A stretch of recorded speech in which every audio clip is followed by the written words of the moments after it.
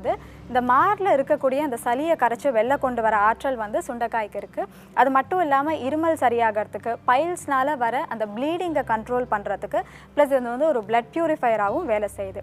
இது இல்லாமல் இந்த சுண்டைக்காயில் இருக்கக்கூடிய அந்த மருந்தியல் பண்புகள், அதாவது ஃபார்மகாலஜிக்கல் ப்ராப்பர்ட்டிஸ் அப்படின்னு சொல்கிறோம் இல்லையா, அது என்னென்ன அப்படின்னு பார்த்தோன்னா இது வந்து ஒரு செடேட்டிவாக வேலை செய்யுது. செடேட்டிவ் அப்படின்னு சொல்லும்போது தூக்கத்தை இன்டியூஸ் பண்ணும்.